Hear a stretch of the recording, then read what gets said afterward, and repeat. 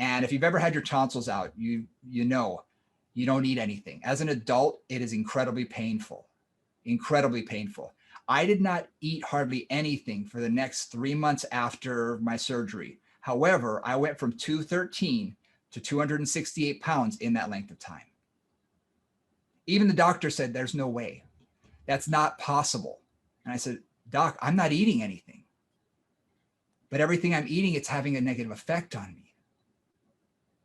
So what I found was if I ate anything more than about 1,500 calories a day, I gained weight. And we couldn't figure out why. And I went to nutritionists who would say, well, you're eating too little. You need to eat more. I'm like, okay, it's scary to do this, but if you say so, I'll try. And then I gained 20 pounds in a month by eating 2,100 calories a day. So I learned real fast that calories in doesn't equal calories out.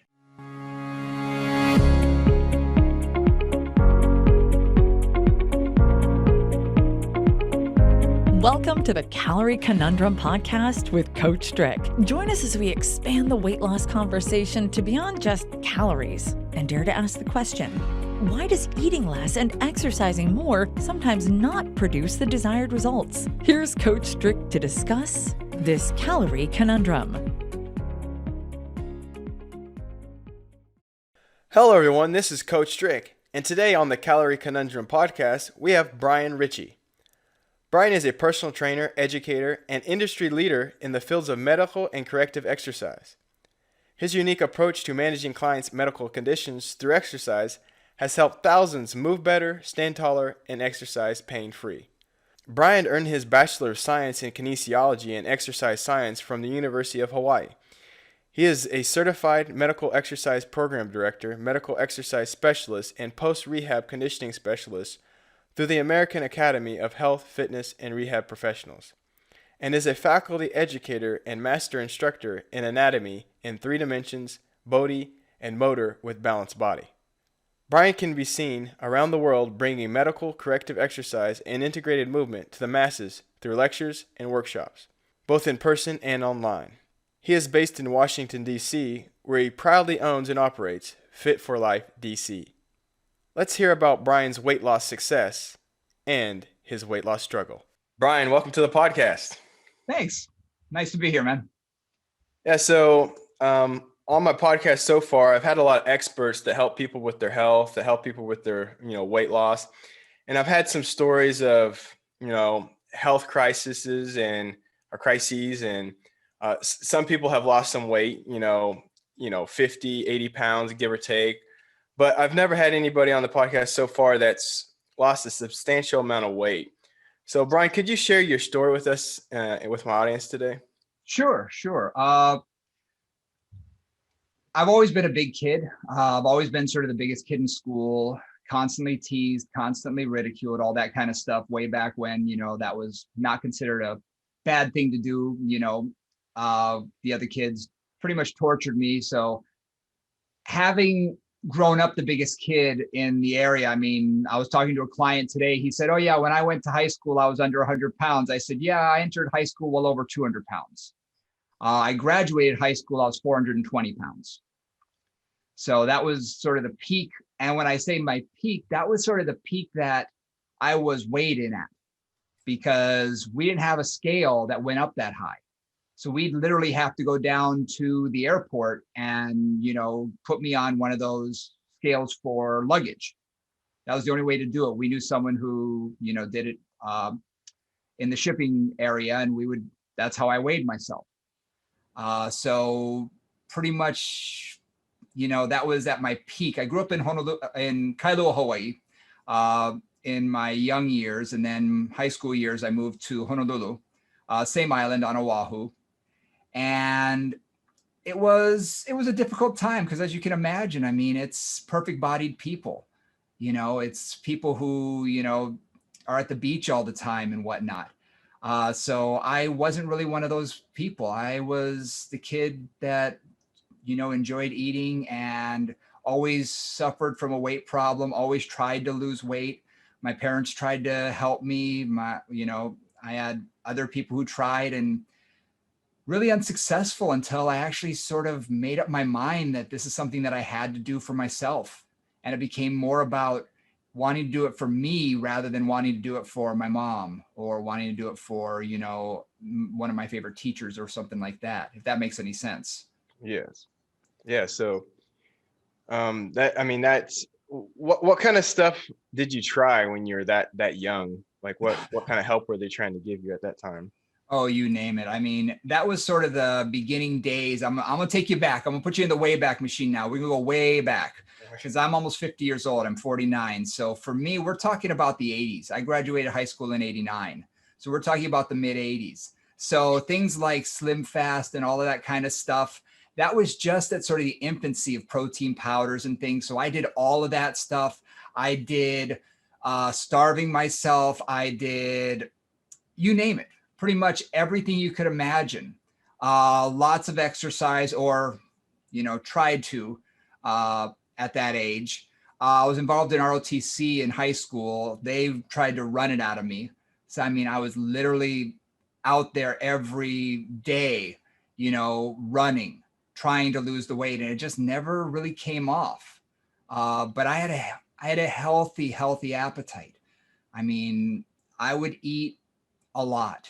And looking back, I mean, it was a way that I was feeding myself psychologically, because it's instant gratification. So what I wasn't getting from the attention from, wherever I wanted it in other parts of my life, I was getting it from food.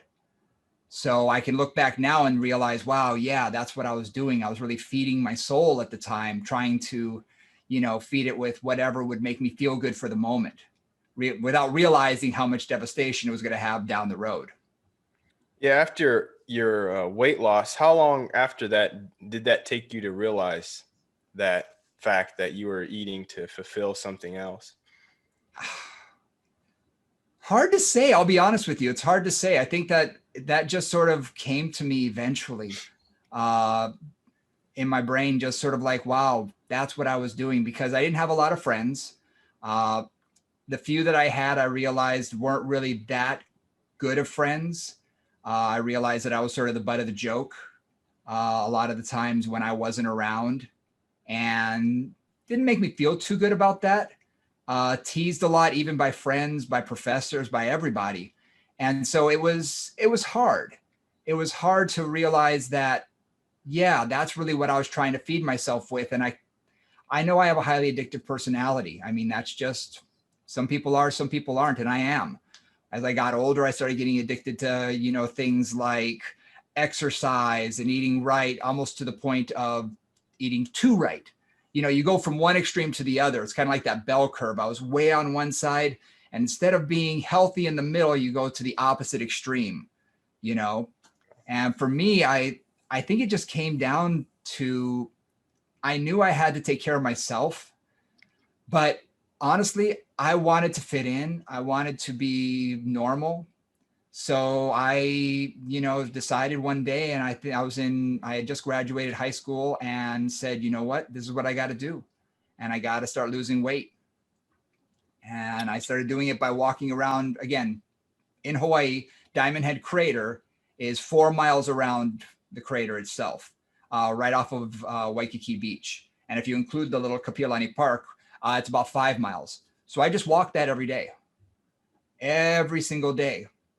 And in the class that you saw me teaching in, I tell the story that around it, there's one area which is one of the prime surf spots. It's called Diamond Head. It's a prime surf spot.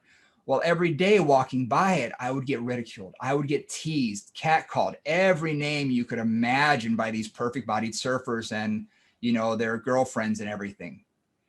And for me, it just made me want so much more to lose the weight. I know some people it would have stopped them. For me, don't ask me why, but it made me want it more. And I just kept doing it and going and walking. And it probably took about 6 months, but I lost the first 50 pounds or so, maybe 75 pounds. Then I started adding in the diet component. Now I'm going to tell you something. Honestly, I was very lucky. I was young.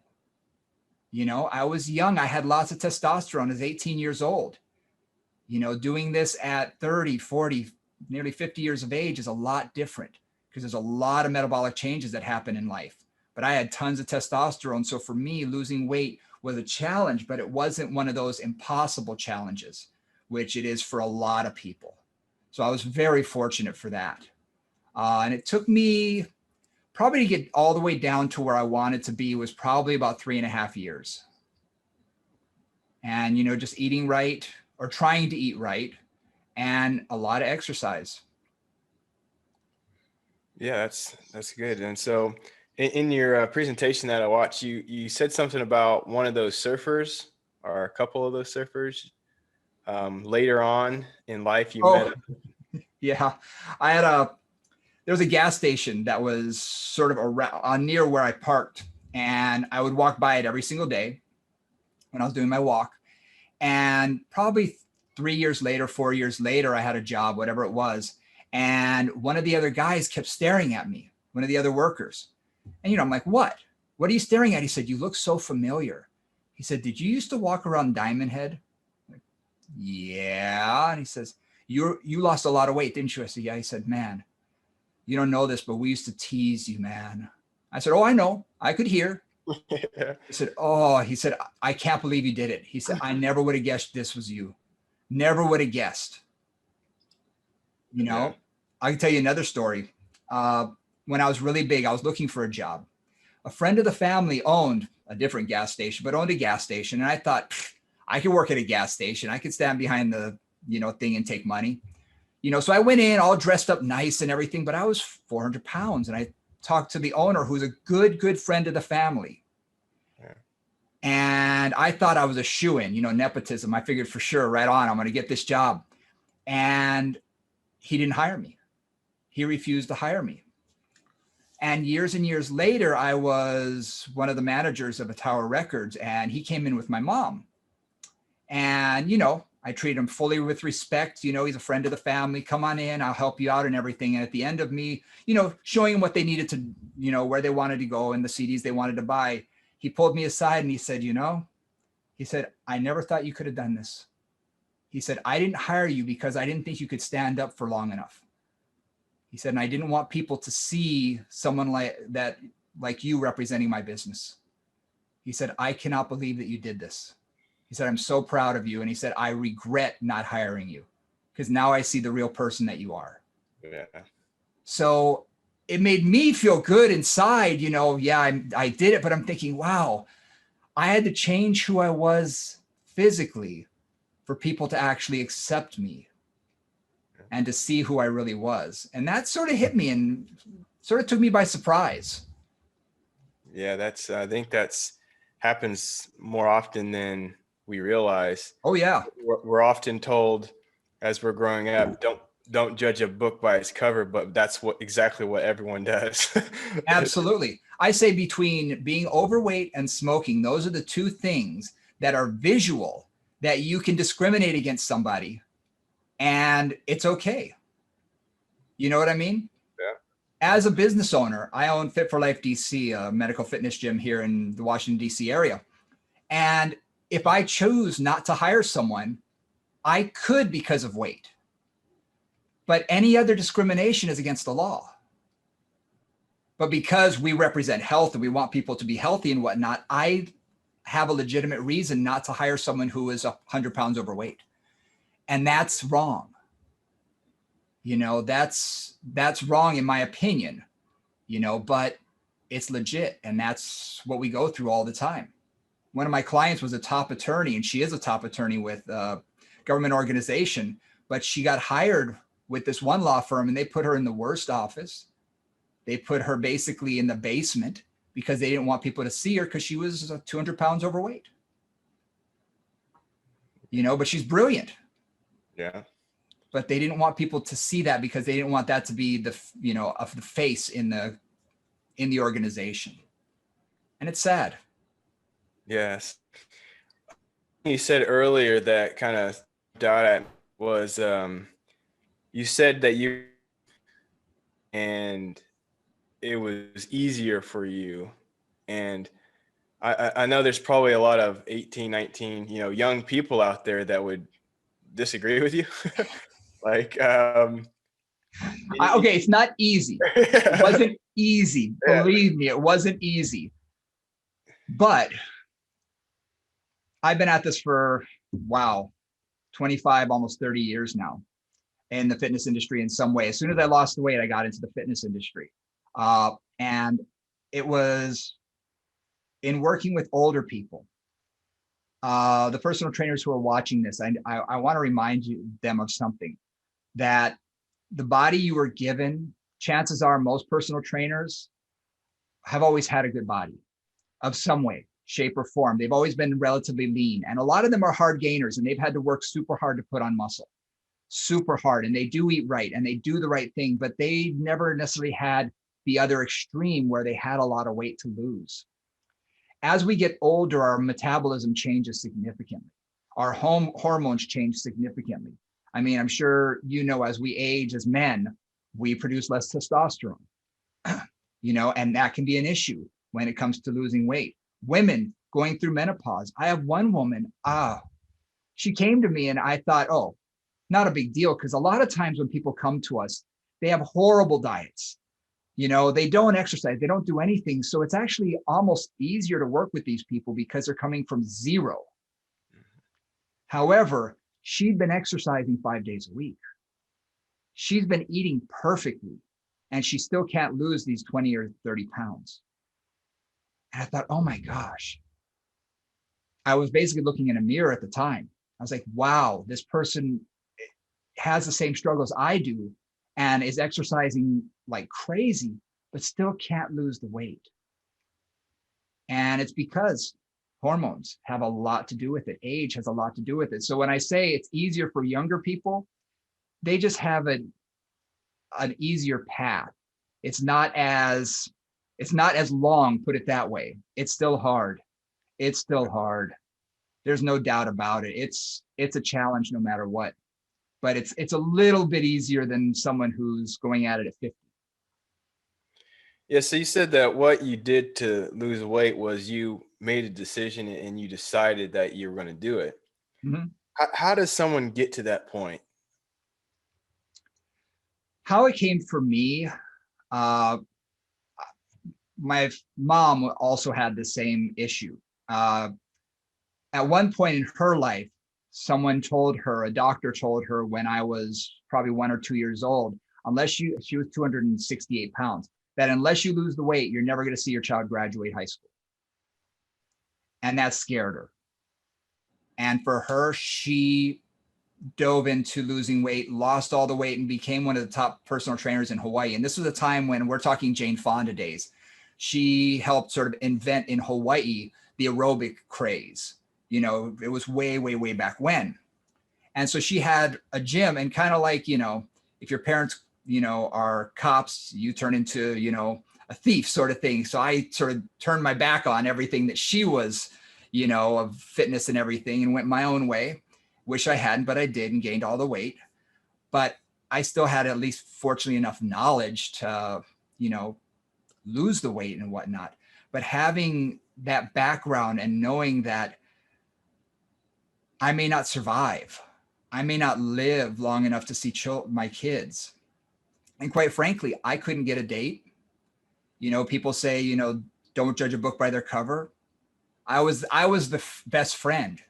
I was, in all the movies you see, I was the best friend who always wanted to go out with the girl, but she always wanted to go with the hot guy. And here I was, definitely not the hot guy.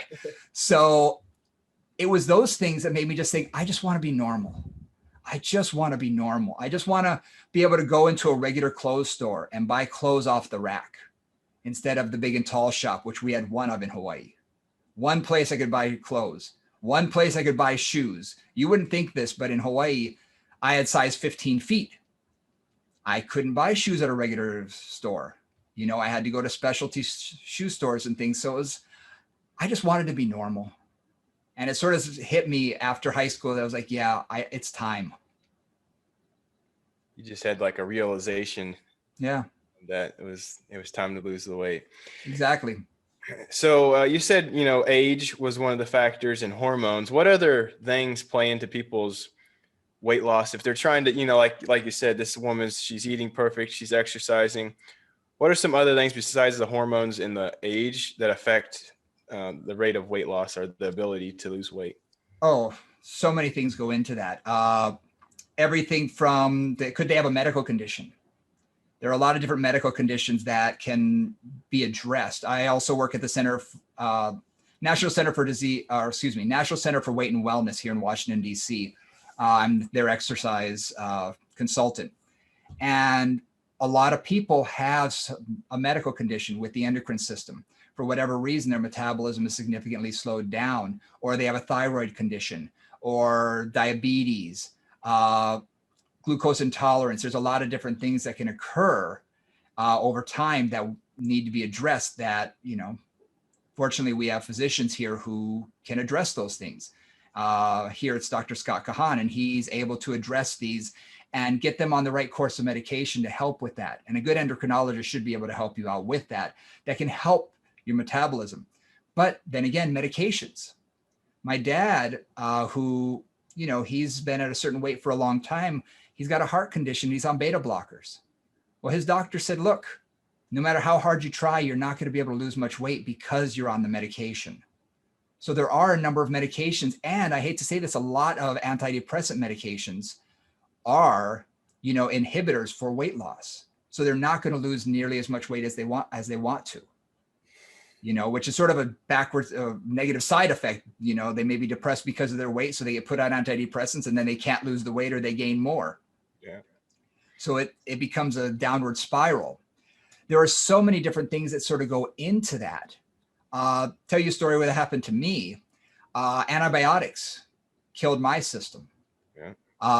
After I lost the weight, I was able to maintain it for a while, but my fat cells are hungry. I gained the weight, and I was steady at about 240. Then I went on a liquid diet, one of these total fasting 1 or 2 days a week and liquid, with one meal a day. I was super strict, and I was down to 215. I was doing right on perfect. Then I got a massive throat infection. I was actually teaching out in Seattle, and I couldn't swallow. My throat, one side of my throat actually completely clogged my entire throat. One of my tonsils inflamed that much that I was even having a hard time breathing. So I flew back, admitted into the hospital. They had to remove my tonsils. Well, to get the inflammation down, I was put on a bunch of antibiotics. Then afterwards, a bunch of antibiotics. Then had the surgery for the tonsil removal. Tons of antibiotics after that. My system, I was the kind of guy who could eat anything, never had a GI problem, never had a stomach issue, ever. Stomach ache, never had it. Suddenly, I was having GI problems. I was having nothing but issues. And if you've ever had your tonsils out, you know, you don't eat anything. As an adult, it is incredibly painful, incredibly painful. I did not eat hardly anything for the next 3 months after my surgery. However, I went from 213 to 268 pounds in that length of time. Even the doctor said, there's no way. That's not possible. And I said, Doc, I'm not eating anything. But everything I'm eating, it's having a negative effect on me. So what I found was if I ate anything more than about 1,500 calories a day, I gained weight. And we couldn't figure out why. And I went to nutritionists who would say, well, you're eating too little. You need to eat more. I'm like, okay, it's scary to do this, but if you say so, I'll try.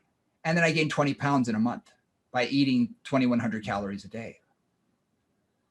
So I learned real fast that calories in doesn't equal calories out in any way, shape, or form. Yeah, that's the kind of the message of the podcast is that there's so many factors that play into the weight and unbelievable amount. Yeah, and the sad part about the like the story you just told, you had the knowledge and information to understand it a little bit better than the average person. But the average person would go into that situation and they'd be beating themselves up. Oh yeah, thinking they weren't doing it good enough. They were eating too much. They were, it just, their mind would be telling them that they're a loser and that they should give up and, and stuff like that. And so it was me too. I mean, you saw the presentation. I was probably another 70 or 80 pounds bigger than I am today. Okay. I'm 185 pounds right now, but I was a lot bigger when I was teaching that class, and I was struggling. When I say struggling, I was doing at around that time, it was about 280 pounds. And I was doing 6 days a week of weight training and cardio for at least 90 minutes to 120 minutes a day. I was eating anywhere between 15 to 1800 calories a day. And that was just to maintain. I could not lose weight to save my life. And I saw doctors, I saw, you name it, nutritionists, everybody, and nothing was working. And it takes its toll on you psychologically. And in our profession, if you don't look perfect, if you don't look good, people, they question whether or not you're any good. And here I am, an industry leader, talking in front of, thousands of people every year, teaching personal trainers. And yet I felt horrible about myself because I felt like I didn't represent who I was inside. And in fact, I had a client sit right here. I'm at my desk right now, sitting right here, who an older woman, and I love my older women and men, but they don't have a filter when they get to a certain age. Yeah. And she says, you know what? You're so fat. Why should I listen to you? And I was like, wow, talk about no filter. And it like slapped me upside the head. Yeah. And I said, look, I've got a metabolic issue. I'm working at it. I said, I'd like to challenge you to do what I do a day. Yeah. Because I do leave here at 2:00 in the afternoon, and I'm at the gym for 2 hours doing an hour of cardio, high intensity. Then I do high intensity interval training for the next hour. My little fitness watch was telling me I was burning off 1,500 calories a workout sometimes. And I was like, well, that's what I'm ingesting. This is not humanly possible. Yeah, it's not, but exactly. It was. So how did you end up fixing that situation with the antibiotics? Honestly, after talking with a lot of doctors, I had weight loss surgery. Really? Yeah, it was literally the last step, because my Dr. Scott Kahan, he's a buddy of mine. He and I worked at it. We were on he put me on so many different drugs, everything, thinking, let's jumpstart your metabolism. Let's try this, let's try that. And nothing worked. And he said, I think this is the only thing that might help you. And he said, and honestly, I don't know if it will. He said, I really don't. He said, but it's worth a try. And it's drastic. And it was the hardest thing I've ever done in my life. I'll be honest, bariatric surgery is, people who think it's a shortcut, it is the hardest thing that I've ever done in my life. It is one of the most difficult things. I did it. I lost well over 100 pounds doing it, because I was almost 300 pounds at the time and still going up. Even the nutritionist, while I'm doing the program, they're saying, you're eating perfectly. Why are you gaining weight? And I was like, welcome to my world. And it wasn't until the doctor was inside of me that he realized I had a paraesophageal hernia, for one, which means that my stomach was actually up past my diaphragm. The portion of your stomach that regulates hunger is actually sort of the apex of it. If you look at it on a thing, it's the top portion. Well, that top portion actually rode up and was right next to my esophagus through my diaphragm. And he said over a third of my stomach was actually north of my diaphragm. And so it never got filled up. So I never got the full signals, which is why half an hour after eating, I could be stuffed to the max, but my brain is saying, you should get something to eat. And I literally had to fight with myself all the time saying, nope, it's not time to eat yet, not time to eat yet. But my body was sending me those hunger signals. So no wonder I wasn't losing anything, because I was my brain was constantly saying, you're starving yourself all the time. So he was able to correct that with the weight loss surgery as well. And the weight just started flying off. And in fact, I'm down 30 pounds lower than he ever expected me to be. And it's because we were able to correct the metabolic issue. And bariatric surgery actually corrects metabolic issues in a couple of different ways, and they're all chemical, and they have to do with the endocrine system and the bile salts within your stomach. But it just regulated my system. So I got very lucky that this did work, but I honestly went into it thinking, well, this may not work.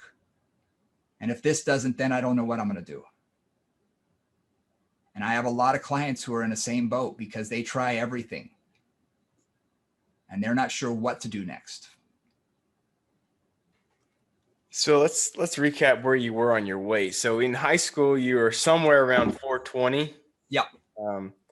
How much weight did you lose after that? Like, what was your all-time low before the antibiotics?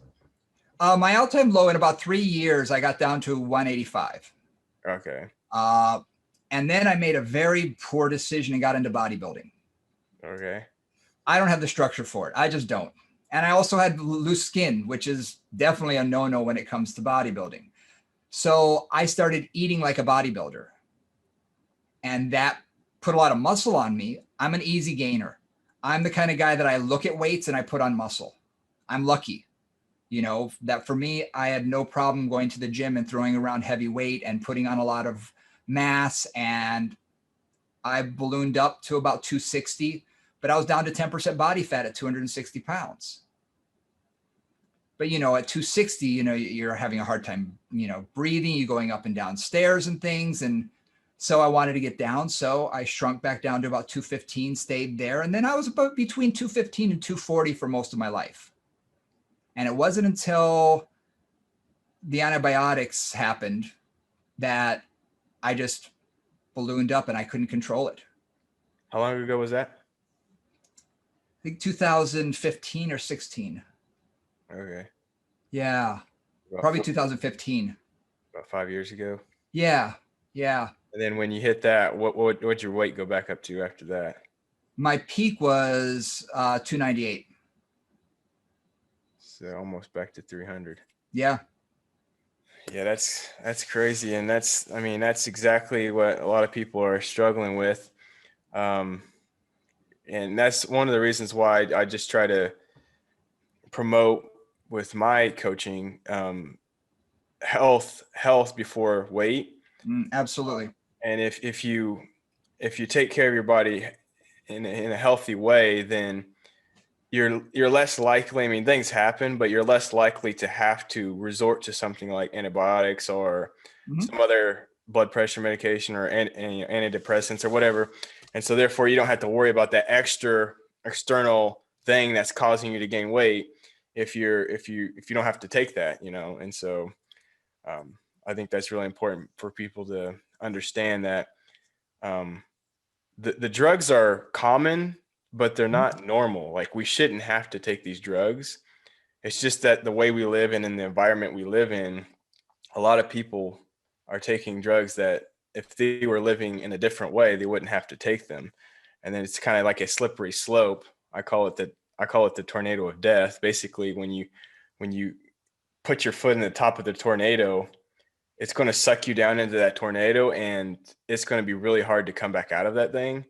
And so if your goal is weight loss, I mean, countless people know that cyclone of death. Basically, it's they get into this weight loss, trial and error type of deal, and it's just an endless cycle of up and down, up and down, up and down, and there's never any kind of plateau of what, at the goal weight, because it's so hard on the body what they've been doing. Well, you also, I don't know if you've read this, big study came out probably 3 years ago, and they did a big feature of it in the New York Times that showed what everybody wants to believe in, the set point theory, that we all have a natural set point with our weight. And that's why we are what we are. You may gain 5 pounds, but it's pretty easy to lose that same 5 pounds and maintain your set point. The problem is when you've lost a lot of weight and you diet, you readjust your set point with your metabolism metabolically. So if your body naturally wants to burn off, let's say 2,500 calories, and you want to lose 10 pounds, okay, you drop that down to 2,000 calories a day, you'll lose the weight, right on. But your body now has learned how to survive at 2,000 calories. So now that's your metabolic new set point. If you go back to eating 2,500 like your body used to and could burn it off, now you gain weight. So now you have to stay at 2,000. And then if you do happen to gain weight, now you have to go down to 1800 or 1500.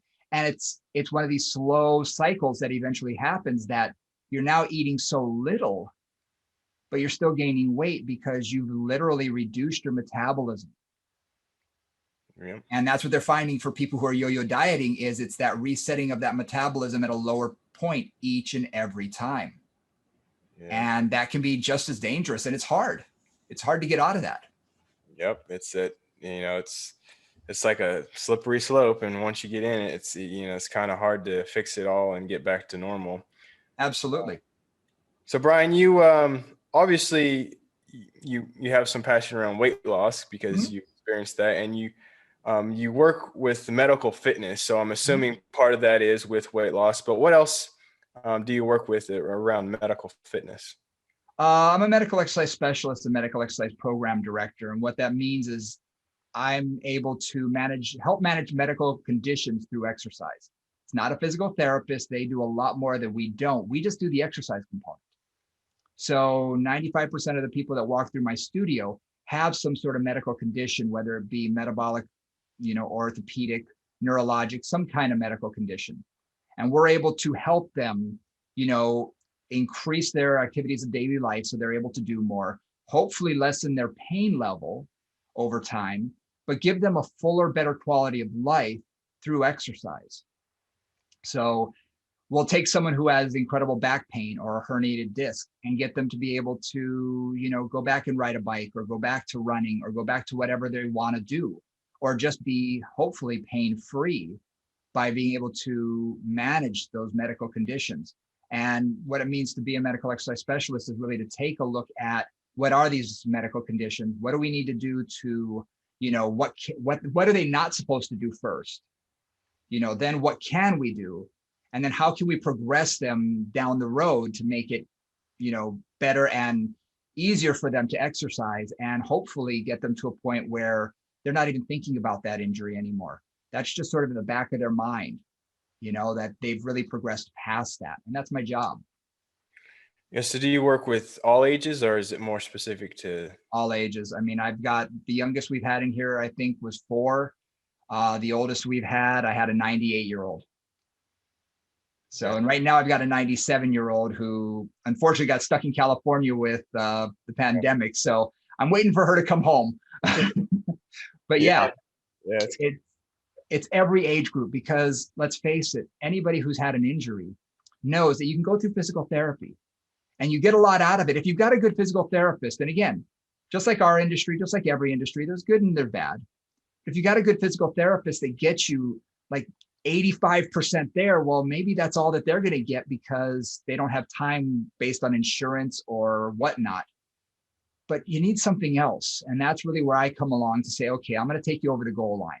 It's my job to take you these last 15% to get you there until you don't have that pain on a regular basis. So that's, in a nutshell, that's basically what we do. And again, every age group, all different medical conditions. There's very few things that a doctor will send someone to me for that I haven't seen before many, many, many times. I'd say my specialty is the spine. People who work in my facility, if someone comes in with certain injuries, I might say, okay, if you have a pelvic floor injury or something, you go to this, trainer of mine. If you have this kind of injury, you go to this trainer of mine, whatever it is. I try and match up the person who I think has the most experience in that area. And like I say, mine happens to be the spine, though I've worked with, countless of all the other orthopedic injuries, especially. Yeah. So once again, this is an important point that I hope the listeners hear, is that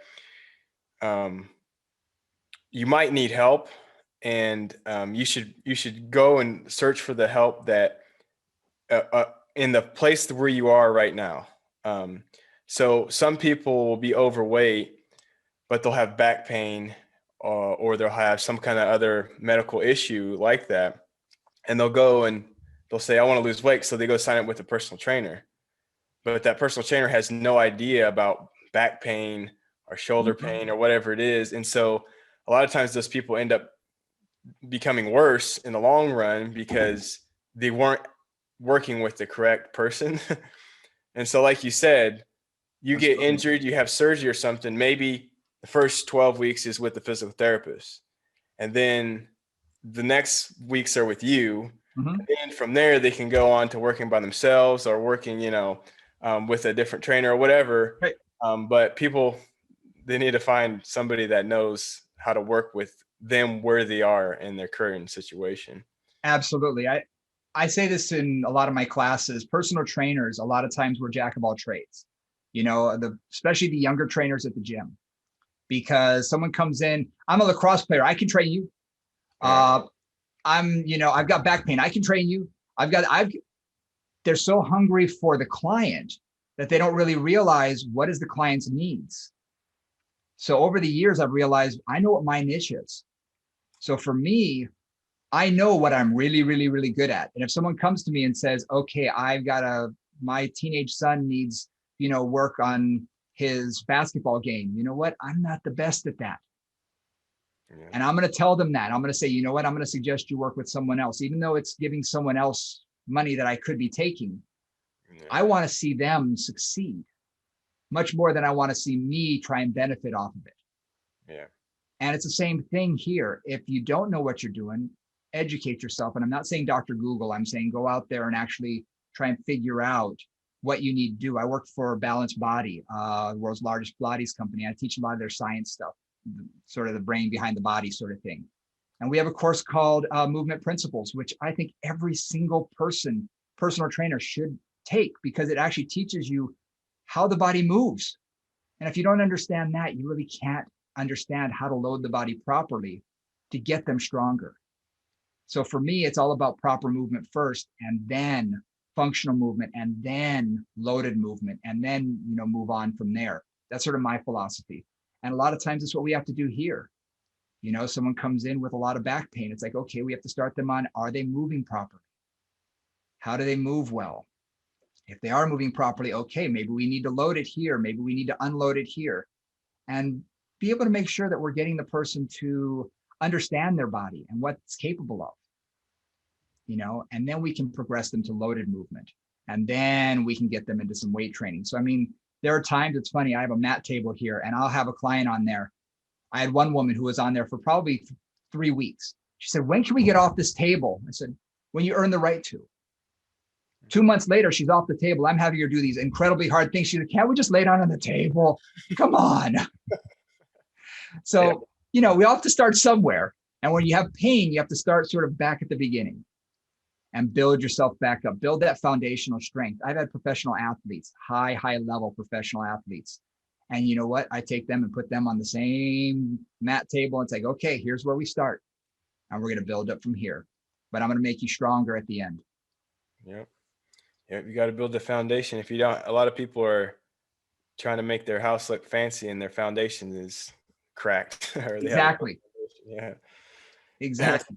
So with that being said, Brian, you got a new book coming out. Tell us about that. It's a funny story. I was actually teaching a class on the spine out in, I think I was in San Diego. And at the end of the course, someone came up to me and said, have you ever thought about writing a book? And, we all have these, dreams of, sure, I'd like to write a book one day. I was like, well, yeah. And she goes, no, I'm serious. I'm an editor for Human Kinetics. And what you just taught me more in this last 2 hours on the spine than any book I've ever read.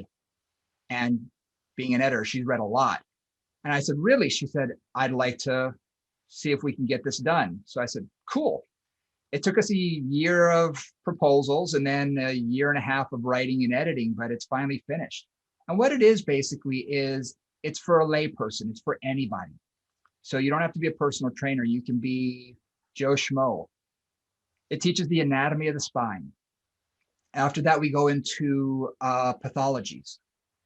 So we're actually learning about things like non-specified low back pain, disc herniation, bulges, spondylolisthesis, stenosis, spinal surgeries. So if you've had any of these things, it explains what it is. Then it explains what you shouldn't do, how to keep it safe, tells you what to do, how to progress it. And then I actually give 6 months worth of exercises and progressions from 0 all the way to that 6 month point to the point where they should be able to mainstream back into general fitness.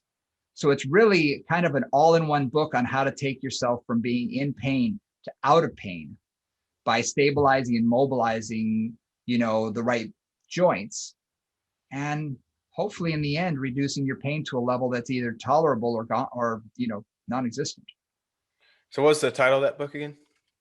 It's a real fancy title. It's actually called Back Exercise, Stabilize, Mobilize, and Reduce Pain. Okay. In this day and age of, search engine optimization, that's they said that works well. I said, okay, I'm cool with it. I wanted this nice fancy title, but they said, this kind of cuts to the chase. And I said, yeah, they're right. It does. Yeah. And it's coming out at the end of this month. You can pre-order it on Amazon, either under my name or under the title. Sweet. All right, Brian. Well, this has been a great interview.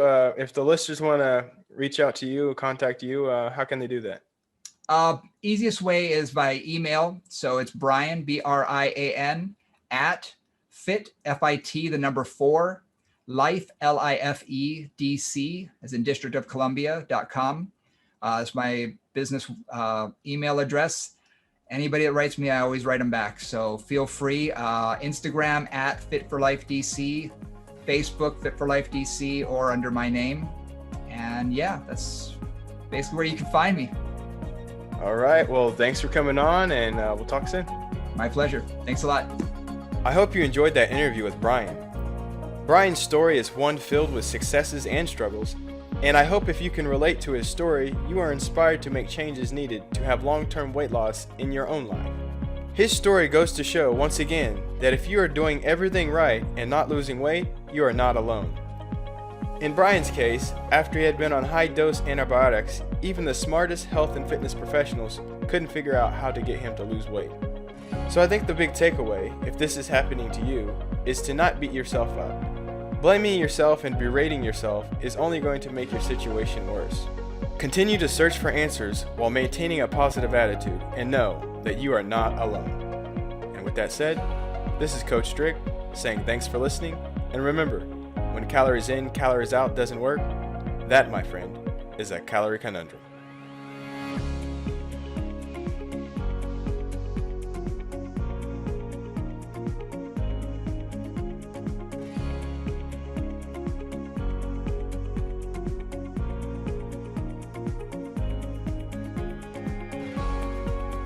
This podcast, including Coach Strick and guests, disclaim responsibility for any possible adverse effects for the use of any information contained herein. Coach Strick and/or guests may recommend products or services in which they have a direct or indirect financial interest. To find out more, please visit www.calorieconundrum.com.